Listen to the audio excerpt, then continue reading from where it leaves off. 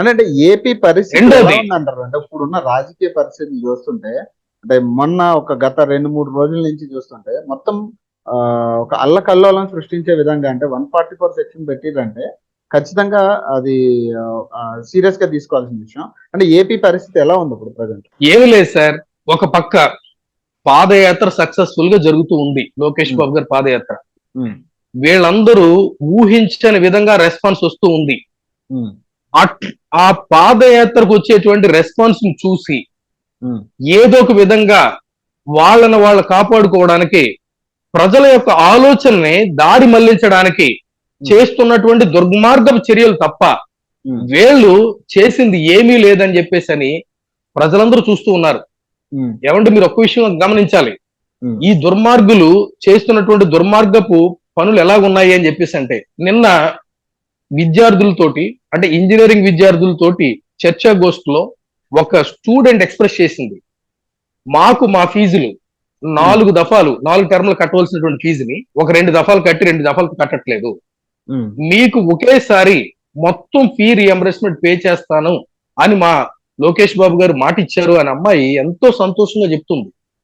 వీళ్ళ కేవలం button నొక్కేది only advertisement కోసం మాత్రమే తప్ప నిరుపయోగంగా ఉన్నటువంటి కార్యక్రమాలు అవన్నీ మోసం చేయడమే తప్ప ఈ రోజు పంచాయతీ వ్యవస్థని అస్తవ్యస్తం చేసి పంచాయతీలో ఏ విధమైనటువంటి నిధులు చేయడానికి ఏ విధమైనటువంటి ఆస్కారం లేకుండా ప్రతి నిధులను వాడుకోవడం, దళితులకు ఉన్నటువంటి 27 పథకాలని కంప్లీట్ గా భ్రష్టు పట్టించి ఆ నిధులను దారి మళ్లించడం, ఈ స్వలాభం కోసం వాడుకోవడమే తప్ప.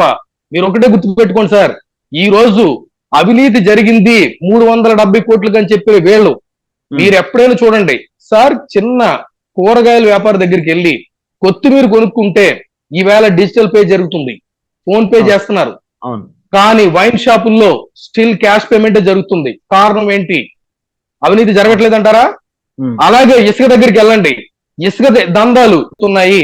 ప్రాజెక్ట్ కంప్లీట్ అయిపోయినా, టెండర్ కంప్లీట్ అయిపోయినా సేమ్ బ్యానర్ తోటి కంటిన్యూ ఇదే చూద్దాం 2024లో గవర్నమెంట్ రాగానే వీళ్ళందరూ ఏ విధంగా ఉంటారనేది మీకే అర్థం అవుతుందని ప్రజలందరికీ తెలియజేస్తారు. ఇంకోటి అంటే విడుదల రజనీ గారు మాట్లాడిన విషయాలు కూడా తీసుకుంటే అప్పుడు ఎవరికైనా కూడా అదే ఎవరికైనా అదే శిక్ష అనే మాట గాని, తర్వాత రోజా గారు మాట్లాడిన మాటలు గాని, అంటే ఇవన్నీ కూడా చూస్తుంటే ఇప్పుడు కావాలని చేయించినట్టే అనిపిస్తున్నట్టు ప్రజలు అభిప్రాయపడుతున్నారు. అంటే దీన్ని ఎలా చూడొచ్చు సార్? ఖచ్చితంగా సార్, ఇప్పుడు విడుదల రజనీ గారు గాని ఇటు రోజా గారు గాని వారికి రాజకీయ భిక్ష మీరు గమనించి ఉంటారు. ప్రీవియస్ రికార్డ్స్ కి ఒకసారి వెళ్తే ఇదే విడుదల రజనీ, చంద్రబాబు గారు మీరు నాటిన మొక్కను నేను మీరు ఆ రోజు సాఫ్ట్వేర్ చూపించకపోతే నా భవిష్యత్తు లేదు అని గగ్గోలు పెట్టినటువంటి విషయం మనందరికి విదితమే. ఈ రోజు దెయ్యాలు వేదాలు వల్లిస్తున్నట్టు ఈ 2 దెయ్యాలు కలిపి వేదాలు వల్లిస్తున్నాయి. వీళ్ళు చేసేసినటువంటి అవినీతి ఎంత ఉంది అంత ఉందని చెప్పి రోజా మాట్లాడుతుంది. ఆవిడ ఎంత అవినీతి చేసింది అనేది ఆగండి, ఇంకెంత ఒక 8 నెలలు ఆగితే ప్రత్యక్షంగా అవి ఆవిడ చేసినటువంటి దుర్మార్గాలు ఏంటో బయటకు వస్తాయి. సొంత పార్టీ వాళ్ళే ఆవిడని వ్యతిరేకిస్తారు. ఆవిడ ఎంత దుర్మార్గం చేస్తుందని వాళ్ళే చెప్తున్నారు. కొనడానికి ఆవిడకి వచ్చేది అంతండి యాజ్ ఏ ఎమ్మెల్యేగా కానీ యాజ్ ఏ మినిస్టర్ గా కానీ ఆవిడ ఇన్కమ్ ఏంటి అంటే 2 షోలు చేస్తే అన్ని వేల కోట్లు సంపాదించేస్తుందా? లగ్జరియస్ కార్లు, కొడుకుకో కారు, తల్లికో కారు, బిడ్డకో కారు, ఒక కార్లు సరిపోయి 3 కార్లు. అంటే ఈ డబ్బు అంతా ఎక్కడి నుంచి వస్తుందండి? వీళ్ళు ఏం చేస్తున్నారని? వీళ్ళు ఏమైనా డాక్టర్సా లేకపోతే బాగా చదివేసుకున్నటువంటి విద్యావేత్తలా? కేవలం సార్ మీరు గమనించవలసింది ఏంటంటే వీళ్ళందరికీ రాజకీయ భిక్షలు పెట్టిందే ఖచ్చితంగా వాళ్ళ టైం వస్తుంది.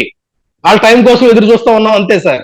నెక్స్ట్ అండి ఇంకో విషయం మనం మాట్లాడుకుంటే ఏపీలో ఇప్పుడు చంద్రబాబు నాయుడు గారు నిన్న ఏదైతే రిమాండ్ కి తరలిస్తున్న టైంలో లోకేష్ గారు కూడా ఆయన బాధ వ్యక్తం చేయడం జరిగింది. అంటే ఇవన్నీ చూస్తుంటే మీరు ఎట్లా ఫీల్ అవుతున్నారు? అదే టీడీపీ ముఖ్య లీడర్లుగా ఎలా ఫీల్ అవుతున్నారు? మీకు ఎలా సార్? ఒకటి సార్, నిజంగా కూడా చాలా బాధాకరమైన విషయం. నేను నిన్న ఆ అరెస్ట్ జరిగి ఆయన పంపిస్తున్నప్పుడే నేను ఒక వీడియో, ఈ రోజు లోకేష్ బాబు గారు కూడా బాధపడేది ఏంటంటే మా నాన్న కనీసం కుటుంబాన్ని కూడా వదిలి, మమ్మల్ని వదిలి, మా చిన్నప్పుడు మా నాన్నగారిని చూడాలంటేనే ఒక ఒక గొప్ప అద్భుతం జరిగేట్టుగా ఉండేది. నాకు నా చిన్ననాటి జీవితాన్ని అంతా కూడా నా తండ్రికి దూరంగానే గడిపాను. ప్రజలు ప్రజలు ప్రజలు అని చెప్పేసి పనిచేసినటువంటి నా తండ్రి ఈ రోజు అన్యాయంగా అరెస్ట్ చేయబడ్డాడు.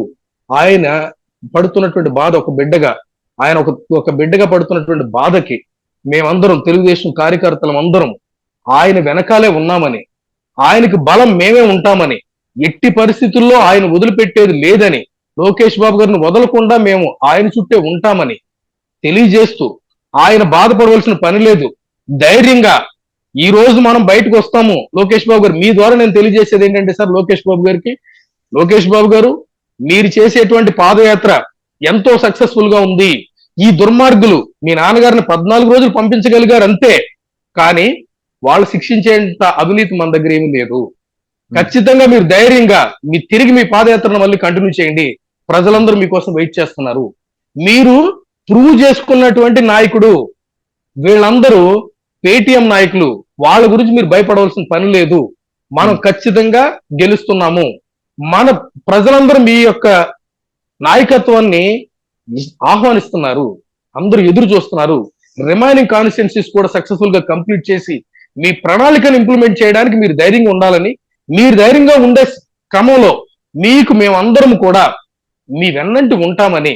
ఓకే, ఇంకొక విషయం అంటే ముఖ్యంగా మనం పోలీసుల వైఖరి కూడా మనం మాట్లాడుకుంటే, మొన్నటి నుంచి అంటే చంద్రబాబు నాయుడు గారి అరెస్ట్ తర్వాత నుంచి కూడా ఎవరైతే పార్టీ నాయకులను అరెస్ట్ సంబంధించి కూడా, అండ్ ప్రతిపక్ష నాయకుడు ఎవరైతే పవన్ కళ్యాణ్ ఉన్నాడో, పవన్ కళ్యాణ్ కూడా ఆపడం జరిగింది. అంటే ఈ పోలీసు వైఖరిని మనం ఎలా తీసుకోవాలంటే, అంటే ఒక్కటి సార్, యాక్చువల్ గా ఏంటంటే పోలీసుల వైఖరి గురించి మనం మాట్లాడుకోవడానికి, యాక్చువల్ గా సార్ పోలీస్ డిపార్ట్మెంట్ లో కూడా అందరూ కూడా ఈ రోజు ఏ విధమైనటువంటి పరిస్థితిలో ఉన్నారు అని చెప్పేసానంటే, ఈ గవర్నమెంట్ కి న్యాయంగా మాట్లాడితే మనం ఎక్కడ లాస్ అవుతాం అనేటువంటి ధోరణితోటే వాళ్ళ కర్తవ్యాన్ని అంటే వాళ్ళ యొక్క డ్యూటీ నిర్వర్తిస్తున్నారు తప్ప, వారు మనస్సాక్షిని చంపుకొని ఉద్యోగం చేస్తున్నారు తప్ప మనస్సాక్షితో పని చేయట్లేదు అనేది నేను నమ్ముతాను సార్.